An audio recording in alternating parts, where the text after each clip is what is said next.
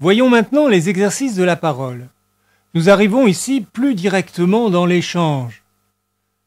Avec la parole, vous avez une interaction perceptible avec d'autres et vous devez donc être très attentif à ce que vous dites.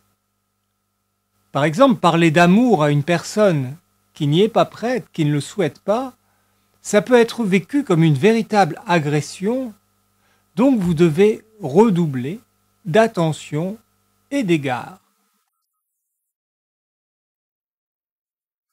Néanmoins, un mot d'encouragement, de félicitations, de remerciement, d'excuses sincères sont autant de témoignages d'amour que vous pouvez facilement vous permettre. Vous le faites probablement très souvent, mais il existe parfois peut-être des moments où vous vous retenez par crainte, par exemple, de paraître condescendant s'il s'agit d'encouragement, inférieur en cas de remerciement ou faible s'il s'agit d'excuses.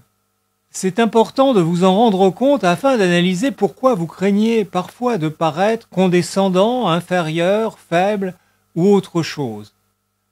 Dépasser ces appréhensions le plus souvent possible vous permettra de vous sentir plus libre d'exprimer naturellement votre amour pour l'autre d'une façon juste, en étant sans crainte, en étant simplement sincère. Et plus généralement, dans vos conversations, qu'est-ce qui vous retient de développer le bon côté des choses? Qu'est-ce qui vous retient de mettre en valeur les meilleurs aspects des personnes, de la nature, de la vie? Qu'est-ce qui vous retient d'essayer de réchauffer le cœur des autres? Soyez donc attentifs dans vos paroles à mettre en avant l'amour, la lumière ou les autres qualités merveilleuses que vous voulez voir développer. Faites-le autant que vous le pouvez, un peu plus chaque jour. Et ainsi, chaque jour, vous approcherez un peu plus de ces qualités merveilleuses. Et cela au lieu de rester empêtré dans vos attentes et vos craintes.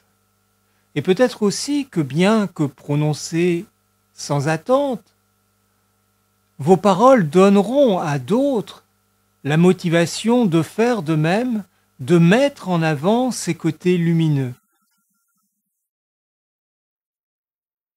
Vous pouvez bien sûr aussi vous entraîner avec les actes, car ce qui est vrai pour les paroles est également vrai pour les actes. Mais je vais faire une réflexion supplémentaire. Lorsque j'adresse un regard, que je fais un sourire, que je fais un geste, je dois me poser la question, est-ce qu'il est profondément relié à mon cœur ou est-ce qu'il est de surface? S'il est profondément relié à mon cœur, alors je ressens en moi ce calme, cette harmonie, cette simplicité. S'il est de surface, je ressens, ne serait-ce que très légèrement, une certaine tension, probablement parce que je crains ou j'attends une réaction de l'autre. Mais je peux changer cela. Il suffit à ce moment-là que j'imagine le chemin possible, par exemple, entre mon regard et mon cœur, entre mon sourire et mon cœur, entre mon geste et mon cœur, et que j'établisse mentalement le contact entre eux. Je réalise alors que dès que le contact s'établit, mes craintes et mes attentes disparaissent et que je ressens à ce moment-là vraiment cette harmonie, cet amour. C'est à chaque fois une très belle expérience. Et puis évidemment, pourquoi ne pas exprimer votre amour dans vos actes, dans vos gestes, grâce par exemple à la douceur, à la gentillesse, à la tendresse, au fait de rendre service, ou simplement d'être là, vraiment présent, chacun, chacune à sa façon. Si vous vous en empêchez parce que vous avez peur de ne pas être payé en retour, vous avez perdu d'avance. Si vous rendez service en attendant une réciprocité, c'est un échange de bons procédés, c'est du commerce dans le sens originel du terme. Si vous voulez vous sentir proche de l'amour, vous devez apprendre à donner sans rien attendre en retour. Vous donnez et en même temps vous devez vous sentir le cœur et l'esprit libres. Vous réalisez cet acte parce que cela vous fait plaisir, parce que vous en avez envie. Et vous devez ressentir en vous cette légèreté, cette liberté. Au contraire, si vous attendez un retour, quelque part en vous, vous calculerez, vous mesurerez, vous attendrez l'acte réciproque. Votre esprit ne sera pas libre, il y aura une légère ou une grande tension. Et vous aurez à ce moment-là beaucoup plus de mal à contacter l'amour.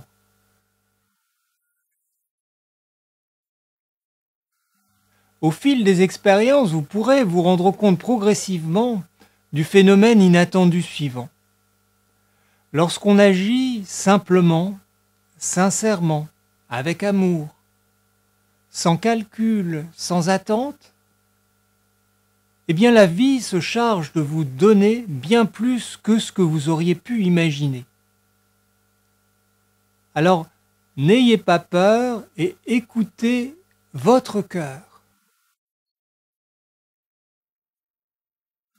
Et bien sûr, un espace de travail immense est celui de nos sentiments et de nos émotions. J'aime cette femme et j'ai peur qu'elle me quitte. Oui, je l'aime. Oui, elle peut me quitter. Et oui, cela me fait peur. Pour autant, est-ce que je freine mon amour pour elle par crainte de souffrir? Ou est-ce que j'essaie d'apprendre à l'aimer quoi qu'il arrive? J'apprécie infiniment tout ce qu'elle m'apporte. Je lui suis grandement redevable pour les qualités d'âme, les belles qualités d'âme qu'elle m'aide à découvrir en moi. Mais ce n'est pas pour cela que je l'aime. Je me dis que je l'aime maintenant qu'elle est près de moi et que je l'aimerai aussi si un jour j'en suis séparé. Si je choisis de l'aimer de cette façon, je libère mon cœur de la crainte, et alors mon amour aura toute la chance d'être un très bel amour dans toute sa générosité et sa plénitude. Et si un jour la séparation arrive, la douleur bien réelle du moment sera tempérée par l'amour que je continuerai à sentir vivre en moi, et peut-être, plus important encore, la capacité d'amour que j'aurai découvert en moi grâce à cette femme, et aussi à l'ouverture de mon cœur sans crainte, cette capacité d'amour me sera acquise pour toujours.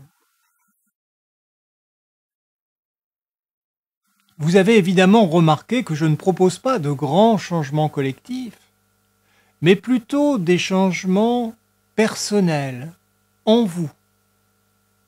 Car c'est là que chacune et chacun doit prioritairement concentrer son attention. Ces changements modifieront votre relation avec les autres, ils les nourriront davantage, et ensuite, eux-mêmes, de proche en proche. Il semble, et Internet en est un excellent exemple, qu'un grand changement est en train de se produire.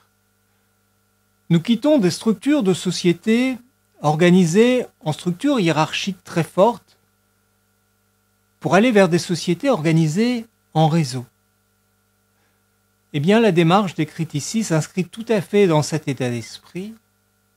N'attendez pas qu'un changement collectif arrive. Mettez-vous en marche vers vous-même, développez vos qualités, et ensuite, naturellement et avec un grand bonheur, vous rencontrerez les autres de toutes les manières possibles. Ayez confiance en cela. Je vous dis à bientôt.